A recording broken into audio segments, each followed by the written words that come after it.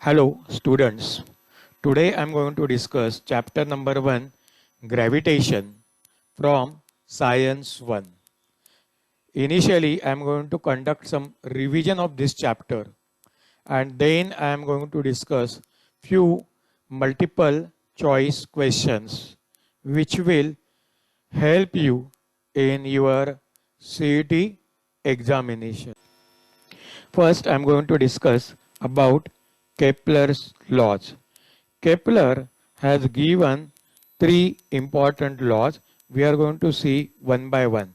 What is the Kepler's first law talks about? It says the orbit of a planet is ellipse with sun at one of the foci. Now, let us go for the second law. Kepler's second law states the line joining the sun and the planet sweeps equal areas in equal interval of time. Let us try to understand it with the help of this diagram. Here you can see this elliptical orbit. Now this is the position of the sun. If planet suppose moves from A to B in some time interval t, and then it moves from C to D in the same time interval t, then the area swept by the planet ASB must be equal to area CSD.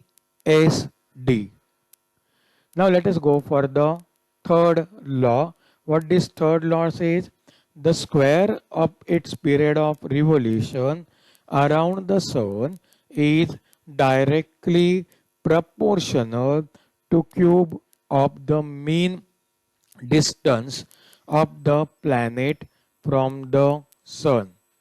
Now mathematically this can be expressed as t square is proportional to r cube. See, this is a t means period of revolution. This is proportionality sign, and this r means mean distance of a planet from the sun. So we can write further as t square divided by r cube is equal to k, which is a constant. This will be some number over here. Now I am going to discuss Newton's law of gravitation. Let us see what this law says over here. This law says every object in the universe attracts every other object with a definite force. This force is directly proportional to the product of the masses of the two objects and is inversely proportional to the square of the distance between them. Let us try to understand this law with the help of this diagram. Suppose if there are two masses m1 and m2 separated by a distance d, then both will exert a force F upon each other. See, m1 will attract m2 with a force F. Same manner, m2 will attract m1 with the force F over here. So mathematically one can write this F is equal to G into m1 into m2 divided by d square, where m1 is the mass of first object, m2 is the mass of second object, d is the distance between them, and this g is nothing but universal gravitational constant. The value of this g is 6.673 into 10 raised to minus 11 Newton meter square kg raised to minus 2. See, this value is very important. Along with the unit we have to remember, and this law also we have to remember, because based on this we are going to see some multiple choice. Now we'll see some more properties. The value of G decreases with altitude. The value of G decreases as we go deep inside the earth. Generally we feel with altitude value of G decreases, then if I go inside the earth it will increase. But this is not the case, it decreases as we go deep inside the earth. It also varies on the surface of the earth, decreasing from poles to the equator. So it is maximum at the poles and minimum at the equator. Just now we have completed the revision and we are going to start with a discussion about multiple choice questions. Here is the first question which is present in front of us. The orbit of a planet is an ellipse with sun at one of the foci. This is known as, options are A. Kepler's first law, B. Kepler's second law, C. Kepler's third law, D. Kepler's fourth law. Now what could be the answer? Your time starts now. Let us see what will be the correct answer over here. We will get 20 seconds. At the end of this, we will get a correct answer. Just start thinking about it. What is the correct answer? And here is the answer. This is a Kepler's first law. Now, here is the second question. What is the question? Given diagram describes. Here we are given a diagram and options are A. Kepler's first law, B. Kepler's second law, C. Kepler's third law, D. Kepler's fourth law. What is the correct answer over here? That is what we have to find out. We have been given a diagram and from the diagram we have to find out which law is this. So your time starts now.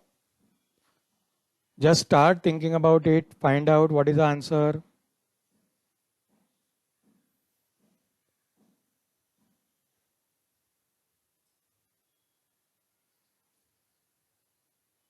Yes, here is the answer. It is Kepler's second law. Now, let us see this question. Here, what they are saying, if T is a period of revolution of planet around the sun and R is a mean distance from the sun, then which gives correct relationship between T and R? The options are A. T is equal to KR, B. T square is equal to KR, C. T square is equal to KR cube, D. T is equal to KR cube. Just start which will be the correct answer. Okay, here your time starts now. I will give you a hint. This question is based on Kepler's third law. Just guess the answer. Yes, the correct answer over here is option C. T square is equal to KR cube. Now here, what it says, universal law of gravitation is given by option A. Brahe, option B. Cavendish, Option C, Newton. Option D, Kepler. See, these are the name of the scientist. They are asking us who has given the law of gravitation. Just guess it. Here your time starts. Yeah, it's very simple. I know. I know that you might have guessed also correctly. Yes. What will be the answer over here? The correct answer is option C, Newton. Now, the next question. Which of the following expression will give force of attraction between two objects correctly? Option A, F is equal to G m1 m2 divided by d square. B, F is equal to G m1 m2 divided by d. C, F is equal to G d divided by m1 m2. D, F is equal to G d square divided by m1 m2, where m1 and m2 are the masses of an object, G is a universal gravitational constant, and d is a distance between them. Just start thinking about it. Your time starts now.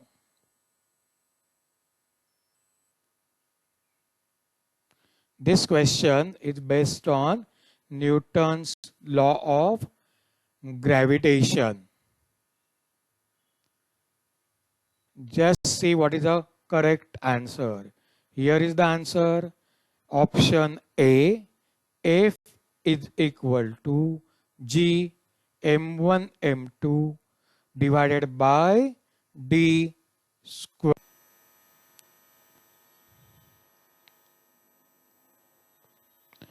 The value of G was experimentally measured by A, Cavendish, B, Newton, C, Brahe, D, Kepler.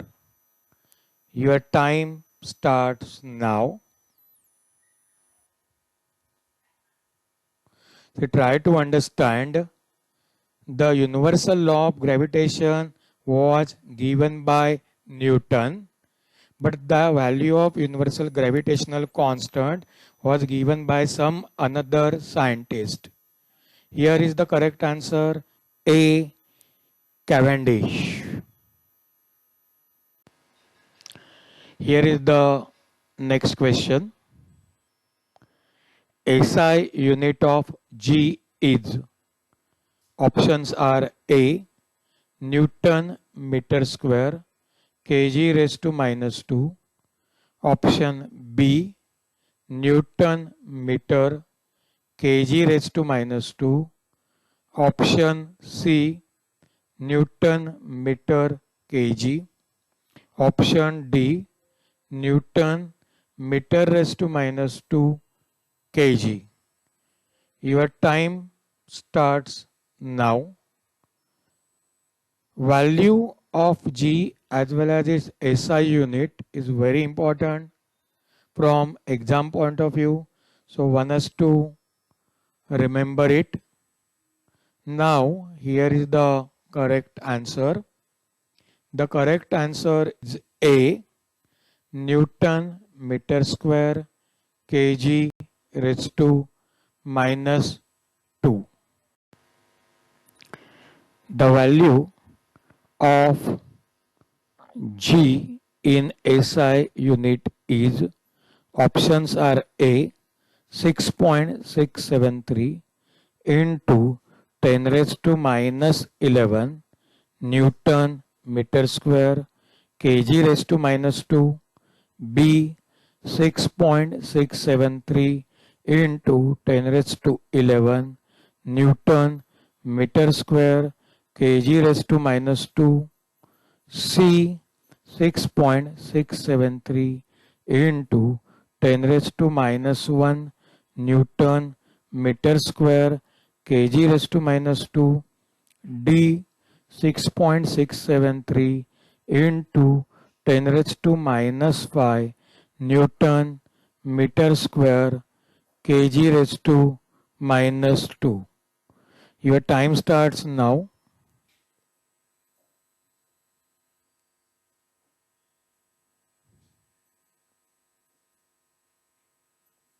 This value is very important, so one has to remember this value. Now the correct answer is A 6.673 into 10 raised to minus 11 Newton meter square kg raised to minus 2. Here you can see we have made a difference only in the 10 to the power, whereas the unit and all other things are same. So that is what we have to remember. So this is very important question as far as test is concerned. Here is the next question.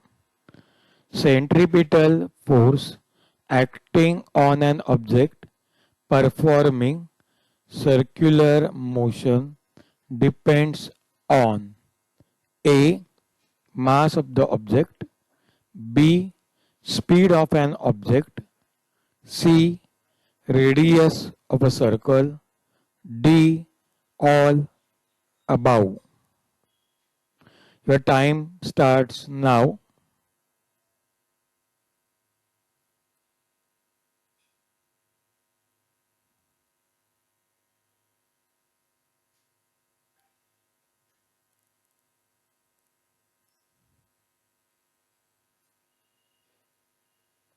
Here is the correct answer. All above. The centripetal force depends upon A. Mass of the object, as well as B. Speed of an object, as well as C. Radius of the circle. Therefore, the correct answer is D. All above. Let us go for next question. Now here is the next question. The value of G depends upon, options are A. Shape of the earth, B. The height above the earth surface, C. The depth below the earth's surface, D. All above. Your time starts now. Can you guess what could be the answer? Yes, here you can see the time is decreasing. And here is the answer D. All above. The value of this gravitational acceleration G of an earth depends upon all, that is A. Shape of the earth, B. Height above the earth's surface, as well as the C. The depth below the earth's surface, and therefore the correct answer is D. All above. Here is the next question. The value of G dash dash dash from the earth's surface. Options are A. Increases with height and decreases with depth. B. Decreases with height and increases with depth. C. Increases with both height and depth. D. Decreases with both height and depth. Your time starts now. Just start thinking what will happen if we go on increasing the height or we move inside the earth surface, whether value of g will increase or decrease. Now here is the correct answer. It decreases with both height and the depth.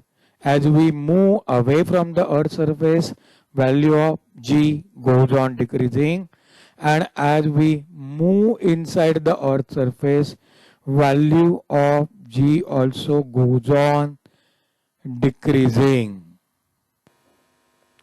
Here is the last question. The value of g is, options are A, lowest at pole and highest at equator, B, same at both pole and equator, C, highest at pole and lowest at equator, D, all above. Your time starts now.